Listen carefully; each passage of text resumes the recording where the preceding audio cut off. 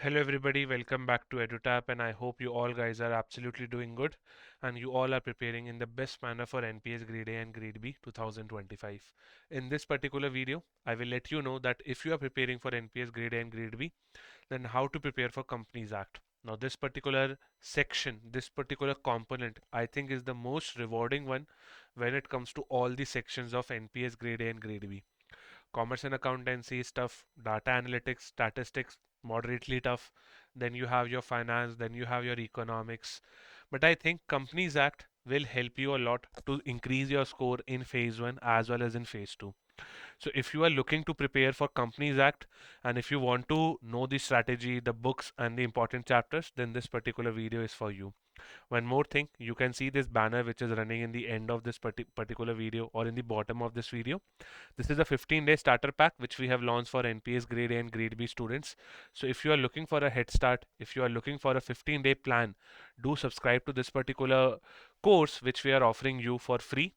You will let you know, it will let this particular course will let you know that how you have to prepare for next coming 15 days and you can have your head start in the NPS Grade A and Grade B exam. Okay, so let's start this particular video now while discussing the strategy. Now for NPS Grade A and for Grade B, first allow me to tell you the source from which you have to cover the Companies Act. Then I will come to the strategy. Now you don't have to purchase any book. You don't have to purchase any book for Companies Act. Rather what you have to do is you have to go on Ministry of Corporate Affairs. Okay, just write MCA on Google and you will be directed towards, I would say, what, Ministry of Corporate Affairs. In the Ministry of Corporate Affairs, you will see multiple tabs. You have to click on the tab of Act and Rule. Once you click on Acts and Rule, multiple acts will open up and you have to choose the Companies Act 2013. Okay, do choose this particular act only because there are multiple acts which are mentioned on MCA website, but you only have to study Companies Act 2013 and download the PDF. That's it. This PDF will be a one-stop solution for you if you are preparing for Companies Act. But this is only for those students who are doing a self-study. Okay, but if you are doing a course-based study, if you have purchased in any course or if you have enrolled in any course, then refer to the material which is given to you by that particular respective course. Now this is the best source and the best book which you can go for. Okay, it's completely free and it is the most authenticate, I would say, resource which you can refer for Companies Act. Okay, so the sources or the book side is done. This is the only point which we have to discuss on this slide. Now allow me to come to the strategy. Now when it comes to the strategies of Companies Act, again there are four pillars which I will like to advise you. The first pillar is that be ready to mug up. See, in Companies Act, there is no logic. In Companies Act, there is no, I would say, what A is equals to B, B is equals to C, so you can prove that A is equals to C. Those logics won't work. Companies Act is that particular component which is filled of fact, which is filled of facts, which is filled of multiple numbers and penalties. So you need to be psychologically strong. You have to tell yourself that I have to mug up. You cannot even search logic for 1% of the things because everything is facts, facts, and facts.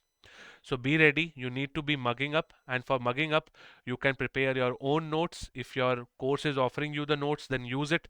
But if they are don't offering you, if they are not offering you the notes, then you have to prepare your fact sheet. Make sure that you are able to remember 150 to 200 important facts for the Companies Act because that is the only important thing which matters in the Companies Act. Okay, so be ready to mug up. You have to tell to your mind that this is the subject wherein I have to mug up. So your mind will also be kind of responsible enough, which will allow your whole body to be ready. Okay, you cannot find any logic in Companies Act. That's a blatant truth. Okay, now let's move to the second one.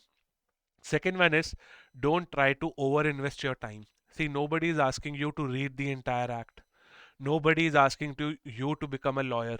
Nobody is asking you to defend a company. Rather, there are certain chapters, there are certain sections of Companies Act which is mentioned in your official syllabus only. Those chapters only you have to read. That's the end of the story. One more thing, do not focus on subsections, do not focus on entire data which is given in Companies Act. Just read to the point. For example, this is section 24, this is section 23. In this section, SEBI has been empowered, so do that particular section only. There is no need to go into subsections because that will just eat a lot of your mind and it will not even give you a 1% of the reward. So basically, you just have to remember the basic outline of the act and focus on the numbers, focus on the facts, focus on those sections in which SEBI is having certain kind of power, in which SEBI, or I would say your other regulatory bodies like RBI, PFRDA is having certain kind of power. Okay.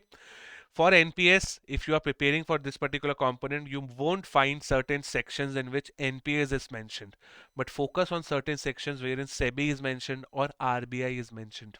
Okay, because these sections become important for your exam also. And go chapter by chapter. There is no need to switch any chapter because then it will result into wastage of flow. It will not give you a good flow also. What chapters are there? This I will let you know once we move ahead. Third, order is important. By order, I mean what? You have to cover Companies Act from chapter 3 onwards. Okay, because the syllabus starts from chapter 3 only. Okay, so remember, you do not have to break the order. For example, if you are moving from chapter 3 to chapter 12, or if you are skipping multiple chapters, that won't work. Okay, so you cannot cherry pick the chapters by yourself because the syllabus already has mentioned that these are the important chapters which you have to read.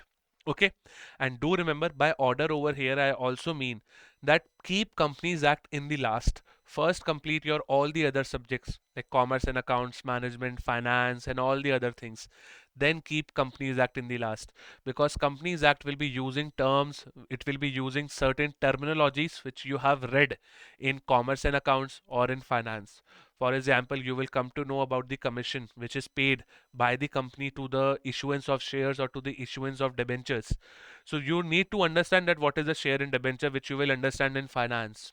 Okay. Likewise, what is sweat equity shares, you would have understood it in commerce and accounts. So the order is important over here. Chapter by chapter, you have to move ahead. At the same end, all you need to do is keep Companies Act in the last. Even if you start Companies Act today, definitely by the time when your exam approaches, you will definitely flush out all the knowledge which is related to Companies Act. Okay, so keep Companies Act in the last. All you can do right now is you can prepare the fact sheet, but mug up this particular fact sheet when the exam comes closer. Okay, that is 1 week before you can start mugging up the facts of Companies Act. Okay, but Companies Act, if you ask me, it should not take more than 5 to 6 days to complete entire syllabus of Companies Act. Okay, so the order of all the chapters, the order of all the chronology of different subjects is damn important. Okay, last but not the least, and it is the most journal points, MCQs, MCQs and MCQs. Practice MCQs today, tomorrow and day after tomorrow also, because the more MCQs you practice, the better version of your confidence will increase. The more MCQs you practice, better it will help you. It will make sure that you are giving the best shot of yourself.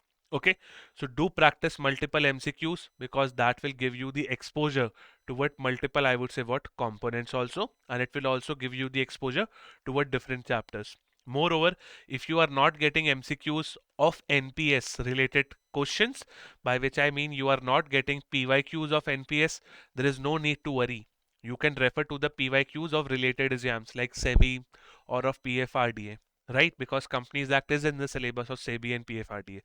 So do refer to those PYQs, that will help you a lot. And yes, revision is absolutely the need of the hour, because if you flush your mind without I would say any knowledge, it will not help you.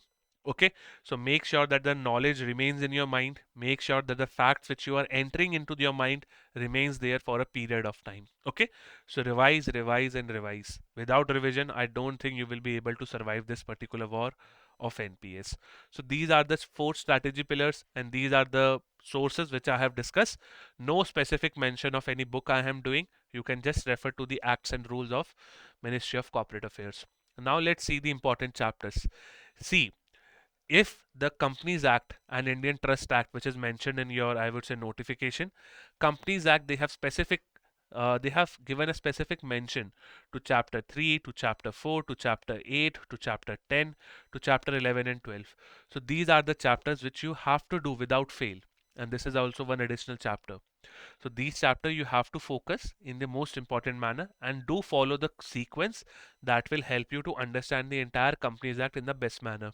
Okay, but for Indian Trust Act, they have not mentioned the entire syllabus because Indian Trust Act is very, very small. It's hardly of less than 30 pages. So in Indian Trust Act, again, you can just complete Indian Trust Act, note down the important points in just 1 to 2 days. But for company tax, it will take at least 5 to 6 days to complete all these chapters. And yes, is Companies Act doable in 5 to 6 days? Yes, it is doable because you need to just make notes now, right now, and mug up later. Okay, so Indian Trust Act in entirely it is important because it's a very small component, but for Companies Act they have specifically mentioned the chapters which you have to do. Now the question will arise, can I skip any chapter? Definitely you can do if you have less of time, but I will advise you to just cover 20% of the chapter even if you are leaving it. For example, in chapter 3, which deals with your prospectus, just try to understand what is prospectus, what is deemed prospectus, what are the conditions of deemed prospectus. Enough. Even if you do not want to do the entire chapter 3, that's okay, but do the basics of it. Okay, and all the chapters are important. Believe me, they can ask you question from any chapter. And if you are serious for NPS, then I think all the chapters is a must do for all of you. Okay, now I cannot segregate that this chapter is important or not because I don't have PYQs of NPS. Nobody has it, right? NPS PYQs is nobody, it's a very tough task to get and nobody is able to get you right now. So what you have to do is do every chapter. If you are not able to do the entire chapter, then do 20%. Indian Trust Act, as I have told you, it's a small act. Do it in the entirety. Okay, so that's it. This is the end of this particular video. I hope I was able to add some value to your preparation. And do let me know if you need any help from EduTap in the comment section of this particular video. Now allow me to take your exit. Till then, be happy and stay safe.